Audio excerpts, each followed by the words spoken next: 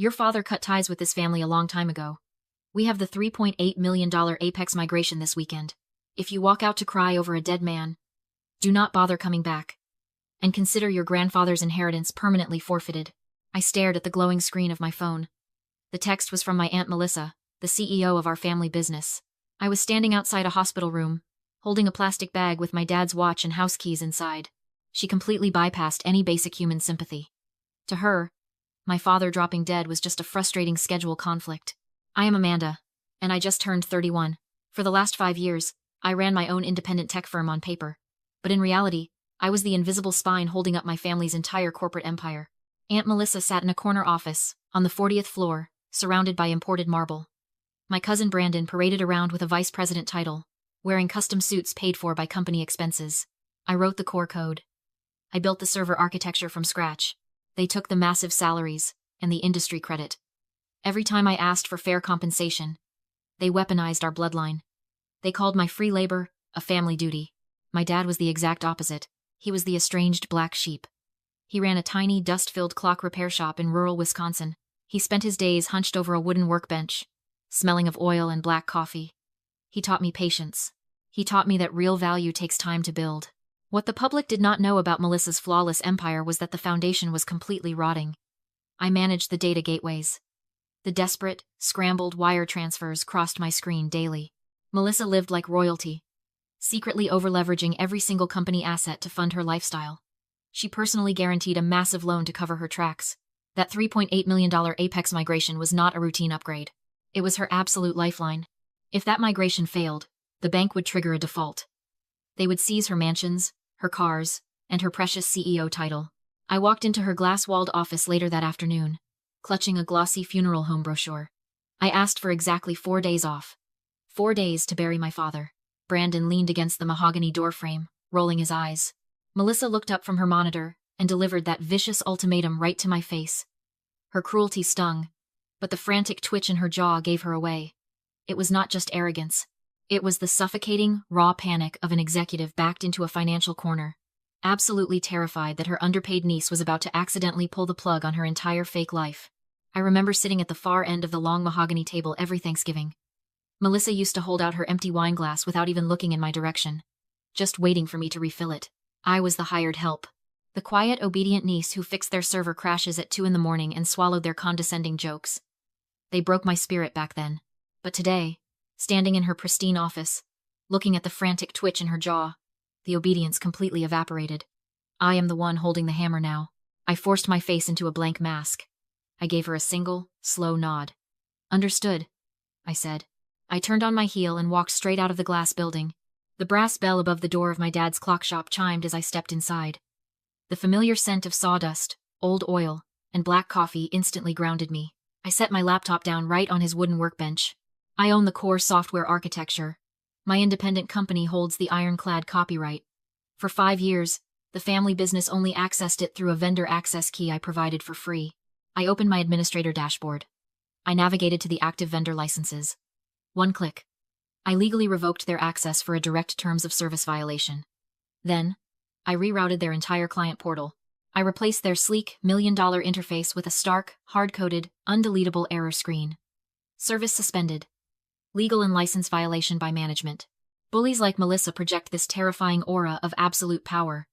They scream, they threaten, and they make you believe they hold your entire future in their hands. But their empire is a complete mirage.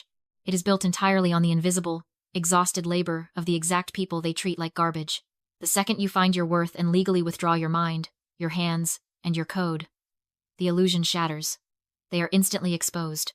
Stripped of my unpaid labor, Melissa was just a panicked woman in an expensive suit who did not even know how to reboot her own office router. 10 miles away, inside that 40-story glass tower, every single monitor simultaneously went pitch black. The $3.8 million Apex migration flatlined. My phone erupted. Not just a single buzz, but a continuous, violent spasm against the wooden workbench. Brandon sent 14 text messages in 2 minutes. Blocks of frantic, capitalized letters filled my screen. The servers were down. The Apex client was locked out. The entire system was completely inaccessible. I swiped the notifications away. Then, Melissa's name flashed across the screen. I answered on the 3rd ring, put the call on speaker, and set the phone down next to my dad's cold soldering iron. Her voice was shrill, completely stripped of that polished boardroom calm. She demanded I reverse the glitch immediately. She threatened to sue me for corporate sabotage. She promised to bury my independent company in legal fees until I went bankrupt. I let her scream until her breath hitched. The silence hung in the dusty air for 3 agonizing seconds. My consulting rate is $1,000 an hour, I said. My tone was completely deadpan. I just texted you a payment link. Put a $10,000 retainer on the corporate credit card right now, or the screens stay black. She choked on her response. Paying that invoice meant explaining an unauthorized emergency vendor expense to the board of directors. It meant admitting she did not own the software running her own company. It would expose her utter lack of operational control. The line went dead. I went back to organizing the tiny screws in my dad's toolbox. An hour passed. Heavy tires suddenly crunched on the gravel driveway outside. Flashing red and blue lights bounced off the shop's dirty windows. 2 police cruisers parked diagonally, blocking my car. Melissa had actually escalated. Desperate to hide her financial ruin from the investors, she weaponized the local police. She falsely reported me for cyber terrorism and the theft of corporate property. She sent armed officers to my house right in the middle of my mourning period. She banked on the sheer terror of shiny badges and the threat of handcuffs to break me. She expected a frightened, grieving girl to just hand over the multi-million-dollar code to make the authorities go away. I swung the front door open. 2 uniformed officers stood on my porch, their hands resting cautiously near their utility belts. They demanded immediate access to my hardware, citing a felony report of corporate theft. I reached into the entryway drawer and pulled out a single manila folder. I handed it to the lead officer. It contained the state-certified business registration and the federal copyright patent for the software architecture. The documents were stamped and dated 3 years before I ever logged into the family's servers. The officer scanned the pages. He checked the vendor identification against the police report. He closed the folder and handed it right back to me. My phone was still sitting on the console table.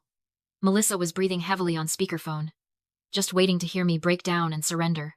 The lead officer leaned down toward the microphone. His voice dropped an octave, turning to absolute ice. Ma'am, this is a civil contract dispute. If you use the emergency dispatch again to bypass a vendor payment, I will personally drive to your office and arrest you for filing a false police report and misusing city resources. Do not contact this woman again. He hit the end call button himself. The cruisers backed out of my driveway, taking Melissa's last desperate threat with them. The real trap was already springing shut.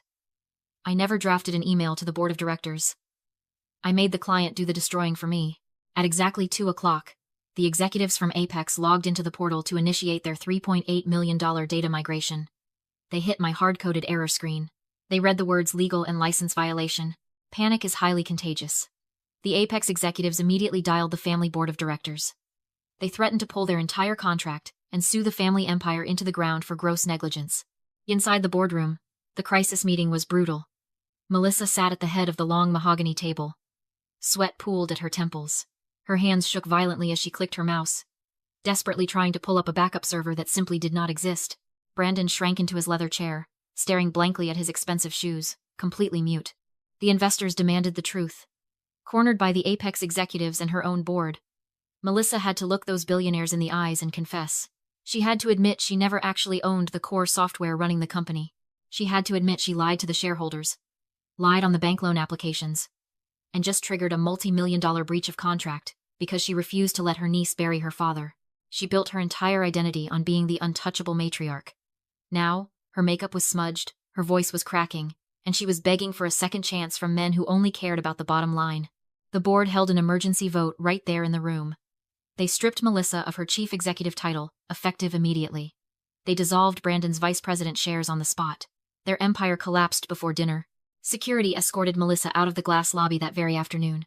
She walked through the revolving doors carrying a single cardboard box. Her custom designer suits and vice president's son could not save her from the millions in personal debt she now faced alone.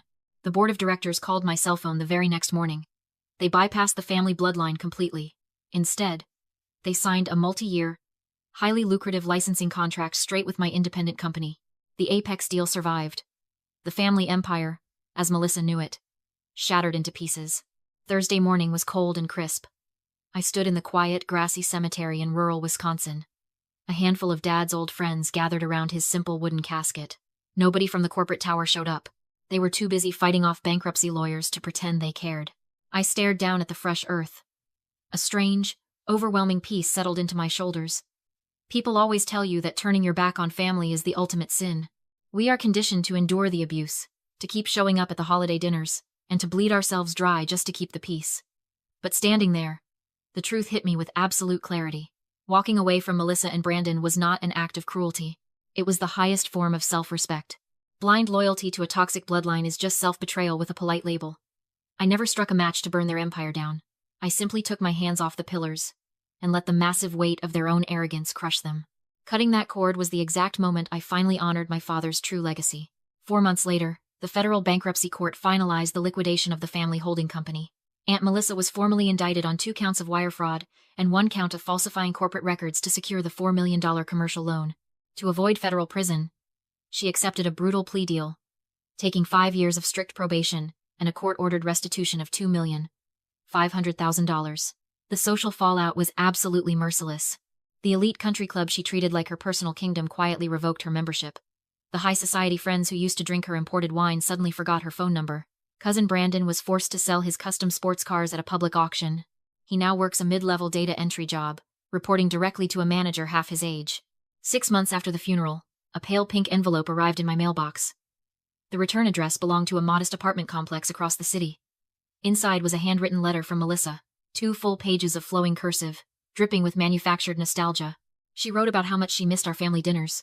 She wrote that my father would want us to reconcile, claiming she pushed me so hard only because she saw my true potential. I stood at my kitchen counter, holding the thick parchment paper. The familiar, suffocating guilt I used to carry was completely gone. My chest felt incredibly light. I folded the letter in half, dropped it directly into the trash can, and walked away. No angry reply. No closure text.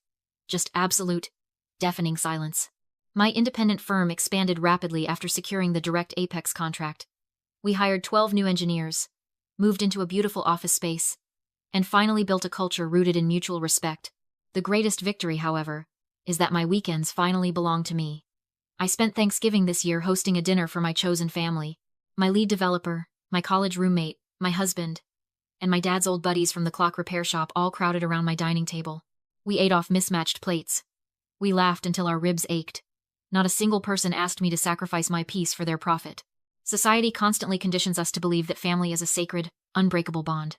People will look you in the eye and say that blood is thicker than water.